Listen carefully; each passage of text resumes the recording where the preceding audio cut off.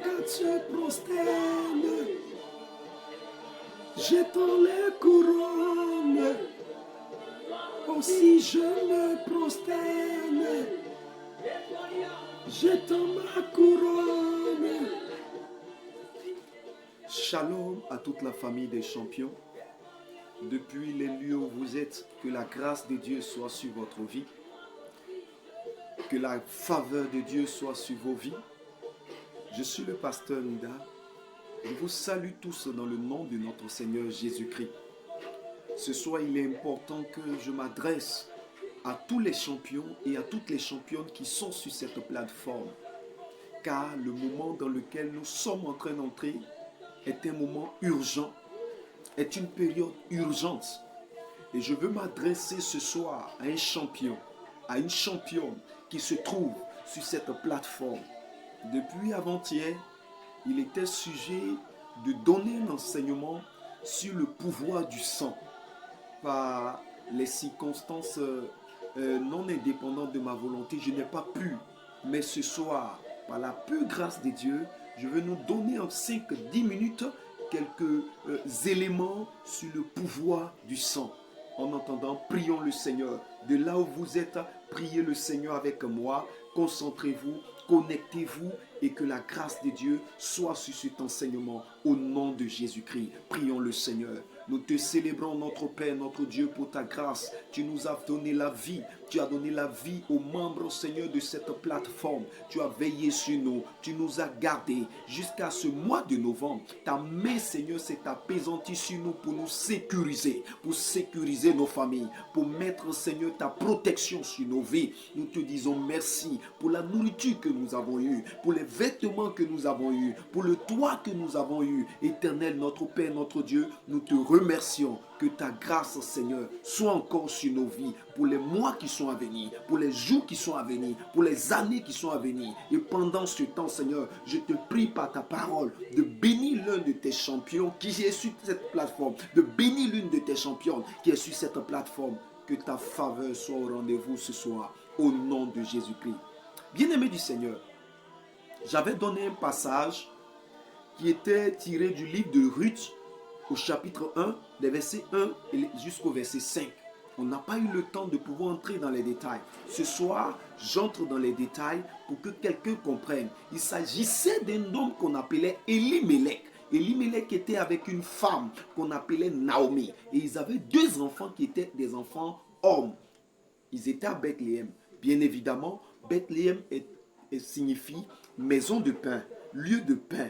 C'est-à-dire il y a de la nourriture. Mais il va arriver un temps où la famine va arriver parce que le peuple qui était là désobéissait à Dieu. Il arrive parfois que lorsqu'on désobéit à Dieu, il y a la famine dans nos vies, il y a la sécheresse dans nos vies, il y a des blocages dans nos vies. Le mieux, c'est de quitter ton péché, c'est d'abandonner le péché spécifique dans lequel tu es et que tu veux entrer dans la nouvelle année 2024 avec. Il faut abandonner ce péché et puis voir la gloire de Dieu. Eux, ils avaient péché, donc la famine était sur Bethléem. Ils ont décidé donc de changer de lieu parce que pour eux, c'était le lieu qui était maudit. Et il part à Moab, il s'en va habiter à Moab, lui avec sa femme et puis ses 2 enfants.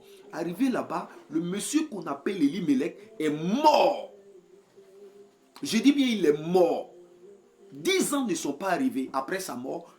Ses 2 enfants, l'un s'appelle Machlon, l'autre s'appelle Kiljon. Les 2 aussi sont morts. C'est la femme qui est restée. Elle s'appelle Naomi. Elle est restée avec ses 2 belles filles parce que ses 2 enfants, on m'avait marié des filles moabites dans le lieu où ils sont arrivés. L'une s'appelait Orpa, l'une s'appelait Naomi, Ruth.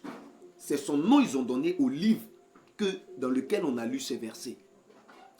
Et bien aimé du Seigneur, je me suis posé la question de savoir comment ça se fait-il que le monsieur quitte Bethléem, il s'en va dans un lieu étranger et puis il meurt, ses 2 enfants sont morts. On n'a pas assez de temps. C'est pourquoi je vais directement ce soir pour te dire leur problème était lié à leur sang. Leur problème était lié au sang du Père. Le sang du Père qui coulait en lui. Ce sang-là avait donné des informations disant que lui, il ne doit pas quitter Bethléem. Il ne doit pas quitter le lieu où il habitait. Il ne doit pas être allé quelque part d'autre pour voir, je pourrais dire, des grandes choses. Il était limité à ce lieu. Et le sang qui coule en lui, lui ayant donné ces informations, comment est-ce qu'il va quitter ce lieu et puis aller dans un autre lieu? C'est la raison pour laquelle il a quitté Bethléem, il est arrivé à Moab, il est mort. Ses enfants aussi, ces deux garçons-là, son sang coule dans leurs veines. Eux aussi sont morts. La femme est restée. Tu pourras poser la question de savoir, mais pourquoi la femme est restée? Elle n'est pas de sa famille. Ils n'ont pas le même sang. Peut-être elle, son sang dit, toi tu peux sortir, tu ne vas pas mourir, il n'y a pas de problème. Et la femme, effectivement, elle n'est pas morte, elle est restée seule. Mais elle ne savait pas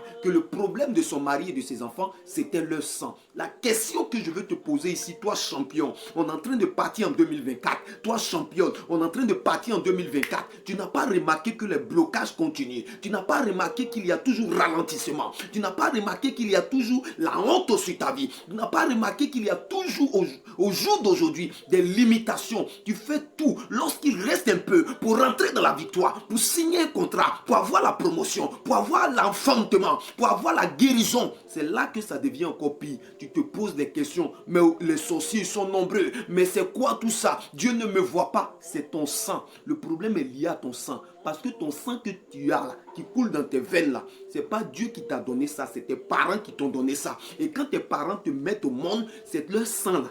C'est ça qui coule dans tes veines. Dans tous les cas, quand on était bébé, 1 mois, 2 mois, 3 mois, on n'a pas le temps. C'est pourquoi je suis en train d'aller directement. 1 mois, 2 mois, 3 mois. L'homme n'est pas physique. Il n'est pas corps. Il est liquide. Il est liquide 1 mois, 2 mois. Donc si une femme fait fausse couche 1 mois, 2 mois, 3 mois, c'est le sang qui va verser. Ce n'est pas un bébé qui va sortir.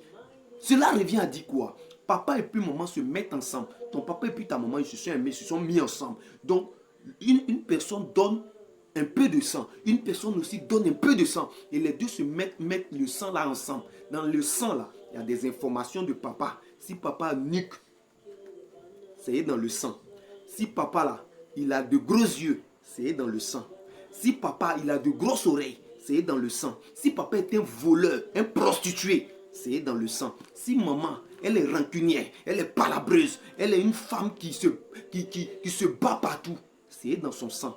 Donc le sang que maman donne, papa donne, il y a les informations, les bonnes informations, comme le bon caractère. Elle est gentille, elle aime l'homme, tout ça c'est dedans. Mais il y a aussi le mauvais caractère, c'est dans le sang. Et puis tout ça, ça se mélange. C'est ça qui donne l'enfant. Et quand l'enfant vient, il ressemble physiquement à papa.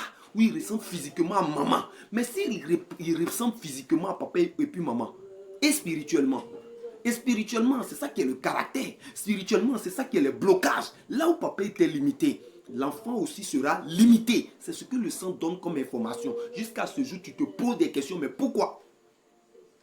Est-ce que tu connais un peu la vie de tes parents? Tu t'amuses avec le sang. Le sang a un pouvoir. Regarde, le sang, on peut le définir sous plusieurs angles. Mais je prends la définition selon Dieu.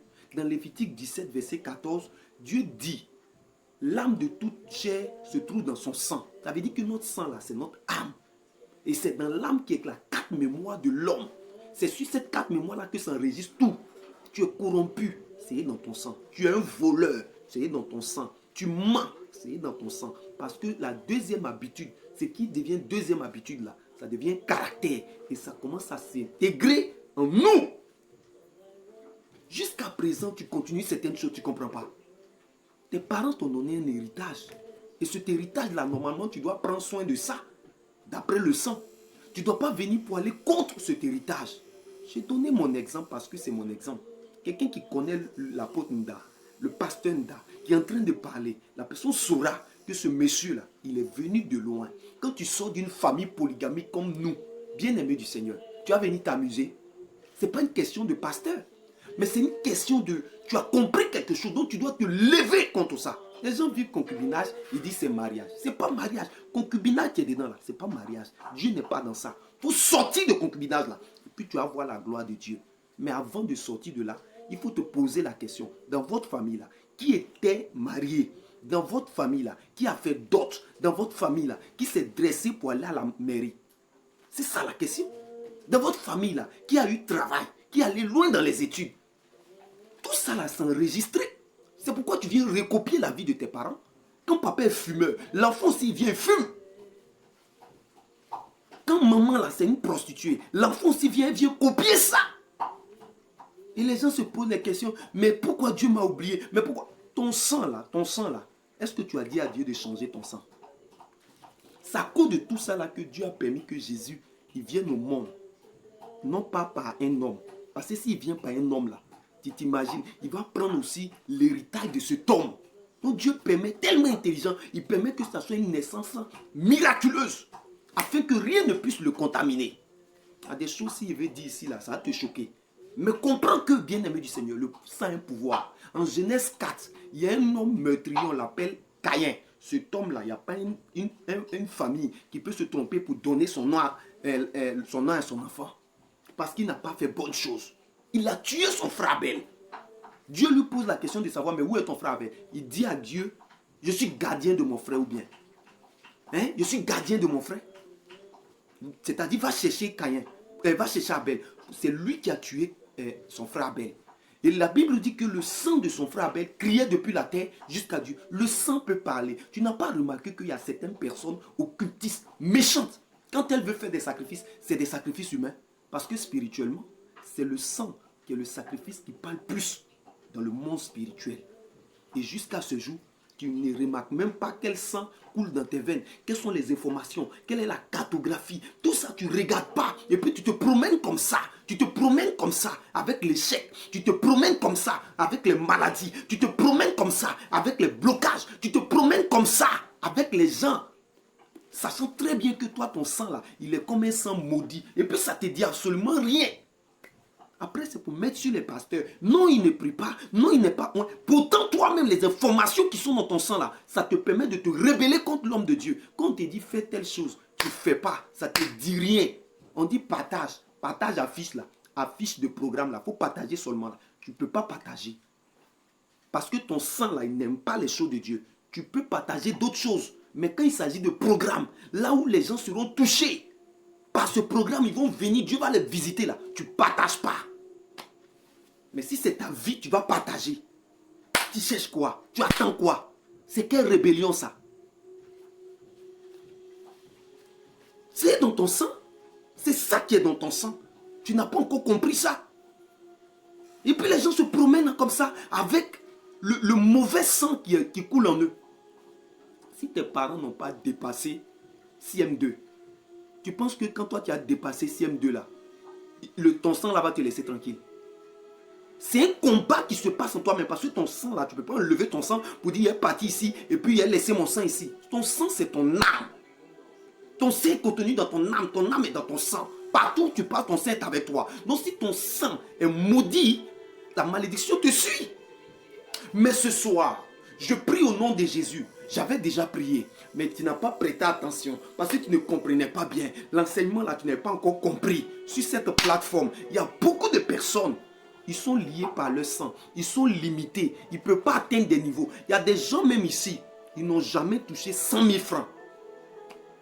Il y a des gens ici qui ne doivent pas quitter la famille. Ils sont liés à la famille. Mais si tu es lié à ta famille, la parole de Dieu qui dit, tu quitteras ton père et ta mère et tu t'attaches. Cette parole-là, tu penses qu'elle sera pour toi? Parce que tu es collé à ta famille. Et c'est ce que les gens ont fait jusque-là. Les blocages. Partout tu es bloqué professionnellement, émotionnellement, jusqu'à présent, pour avoir un homme dans ta vie, tu t'en as 30 ans. Mais il ne peut pas rester dans ta vie, ça ne te dit rien. La beauté ici, là, Dieu met ça de côté. Ce n'est pas beauté qui donne un foyer.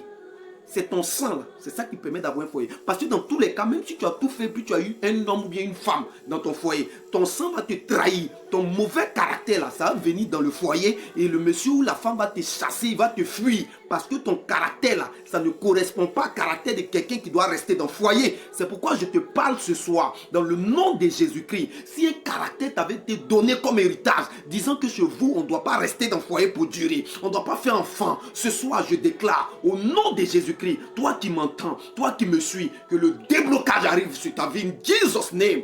Yes. Hey, c'est un sujet fort, accompagné de délivrance. Mais je le fais maintenant pour que tu entendes et que tu t'apprêtes pour le programme qui va commencer lundi prochain. Demain lundi. Lundi prochain, à partir du 27 novembre, jusqu'au 3 décembre. Viens à Samo. Fais tout pour arriver à Samo. On te dit viens. Viens chercher ta grâce. Viens. Nous, on t'attend ici. Il y a des hommes de Dieu qui seront là spécialement. Quand on est en fin d'année, là, on cherche les choses de Dieu. On cherche les prières. On cherche les croisades. Parce que là-bas, là, Dieu peut parler à son serviteur. La parole de Dieu qui sera prêchée, ça peut être pour toi. Et Dieu va utiliser ça pour apporter la délivrance dans ta vie. C'est pourquoi je te parle maintenant, bien-aimé du Seigneur. Toi qui m'écoutes, le sujet là, l'image là, il faut commencer à partager pour que ça touche plusieurs personnes. Deuxièmement, il faut venir au programme. Groupe de WhatsApp ici là, ce n'est pas un groupe comme les autres où on doit venir se regarder. Non, c'est le pasteur Nda. Peut-être que tu ne le connais pas. Tu le connais comme ça virtuellement. Mais cet homme-là, il n'est pas un homme simple. C'est un homme spirituel, c'est un guide spirituel, c'est un père de plusieurs. Et quand je parle avec connaissance de cause, avec expérience. Je prie pour toi ce soir, pendant que tu seras en train de partager, pendant que tu seras au programme, que l'Éternel qui ouvre et personne ne peut fermer, que ce Dieu-là restaure ton sang, qu'il restaure ton sang, qu'il restaure ton sang, que le sang qui te limitait à compter de ce jour du programme, que l'Éternel débloque ta vie, qu'il débloque tes projets, qu'il débloque ton travail, qu'il débloque tout ce qui était bloqué. Au nom de Jésus-Christ, je vois la gloire de Dieu descendre sur la vie d'une personne au travers de ce programme. Dieu va faire de grandes choses sur la vie de cette personne parce que le ciel est ouvert, la terre est d'accord avec que Dieu te bénisse en ce programme. Mantebo Shakayama. Hey, c'est fort. Je te demande pardon. Arrange-toi. Dès lundi prochain, sois au programme. C'est un programme international. Ce n'est pas du jeu. Ce n'est pas des choses qu'on peut raconter. Viens prendre ta grâce. Viens prendre ta grâce. Que le sang de Jésus-Christ change ton sang. Que le sang de Jésus-Christ t'emmène là où ta famille était limitée. Là où ta famille était limitée, que le sang de Jésus te fasse surpasser cela. Au nom de Jésus-Christ. Moi, je crois. On n'a pas donné le nom de la famille des champions en vain. On est ici aujourd'hui. Mais regarde bien ce que l'Éternel est sur le point de faire pour toi l'année prochaine. C'est ce que tu dois regarder. Mais ça commence dans ce mois. Viens au programme. Viens prier. Viens pour que Dieu prophétise sur ta vie. Viens pour que Dieu révèle ce qui est caché dans ta vie. Viens prendre ta part. Si tu es malade, arrange-toi, sois là. Parce que je sais que la maladie ne restera pas avec toi. Dans ce groupe-là, il y a beaucoup de personnes qui doivent percer. Il y a beaucoup de personnes qui doivent voyager. Il y a beaucoup de personnes qui doivent être des leaders dans leur travail. Mais jusqu'à présent, ils n'ont pas encore vu. Parce que ce que l'homme de Dieu dit, ils mettent ça de côté. Ils ne suivent pas. Tu te dis, tu fais du mal à l'homme de Dieu. Tu ne me fais pas du mal. Ce que je reçois, c'est ce que je dis. Si tu appliques, Dieu va faire ça pour toi. En Dieu, il n'y a pas à faire d'orgueil. Il faut mettre l'orgueil de côté. Mettre ta communauté de côté. Et dire, Dieu m'a donné un prophète. Je vais le suivre. Et je vais voir la gloire de Dieu. Hey! Hey! Seigneur, merci. Parce que ce groupe est vivant. Tu bénis ce groupe. Tu donnes des mariages, tu donnes, Seigneur, de l'argent, tu donnes du travail, tu donnes la guérison, tu donnes, Seigneur, la multiplication de notre amour pour toi. Tu multiplies cela et dans ce groupe, tu fais encore des merveilles. Que toute la gloire, Seigneur, te revienne. Pour cette personne qui suivra cette vidéo, qui commencera, Seigneur, à partager la fiche, qui viendra au programme, Seigneur Jésus, je te prie, touche la vie de cette personne et change sa destinée. Change sa destinée. Change sa destinée afin qu'elle voie que ton serviteur que tu as appelé est vrai. Au nom de Jésus-Christ, reçois ta part. Reçois ta part. C'est le temps d'appeler l'homme de Dieu. Parce qu'à l'approche, il n'aura pas assez de temps. C'est une organisation. Peut-être c'est toi qui dis non, tu ne viendras pas. Mais il y a des gens qui sont en train de se mobiliser pour venir de partout. Donc toi qui es dans le groupe là, c'est le temps de pouvoir entrer en contact avec l'homme de Dieu pour faire, pour dire, homme de Dieu, moi j'arrive, comment je fais? Il y a tellement de choses à faire. Tu peux venir. Il y a toute une organisation qui est là. Il y a des bâches, il y a des chaises, il y a la sono, il y a beaucoup de choses à mettre en place. Et ce n'est pas gratuit. Les gens qui se disent non, l'œuvre de Dieu est gratuit. Quand tu t'en loues chaise là, ce n'est pas gratuit. Bâche, ce n'est pas gratuit. Mais si tu ne veux pas le faire malgré qu'on t'enseigne et que l'homme de Dieu fait par lui-même, tu penses que quoi? Tu penses que quoi? Dieu va le bénir. Pour ne pas que quelqu'un dise, homme de Dieu, c'est moi je te fais. Moi-même là, il est chant. Il est chant. Et puis ces chants-là, ils ne font pas ça parce que je suis, comment on appelle ça même, je n'ai rien à faire. Mais pour pouvoir tirer des fonds, et puis miser ça dans l'œuvre de Dieu. Le meilleur investissement, c'est dans l'œuvre de Dieu. Et un jour, le Seigneur va se souvenir de toi qui est en train de faire ses sacrifices. Bien-aimé du Seigneur, si Dieu te met à cœur de soutenir l'œuvre, fais-le avec ton cœur. Que Dieu te bénisse. Toi qui n'as jamais oublié son œuvre, que Dieu te bénisse. Que Dieu te soutienne, qu'il te lève au temps favorable, qu'il te mette à la place qu'il faut afin que son nom soit glorifié dans ta vie. Shalom chez vous. Recevez la paix de Dieu. Et je vous attends nombreux à ce programme. Je regarde et je prie. Le Seigneur ouvre mes yeux. Je vois les personnes qui aiment le Seigneur et qui dans ce groupe-là, ils partagent. Ils aiment aussi le pasteur Nda. Ils font l'œuvre de Dieu même dans ce groupe WhatsApp. Je vois ces personnes. Je vois ces personnes. Et je vois grandement ce que Dieu veut faire avec eux. Grandement. Si tu reçois ce message, ne te retiens pas. Partage et viens au programme. Dieu vous bénisse abondamment. Qu'il laisse sa main sur vos familles. Shalom chez vous. Amen.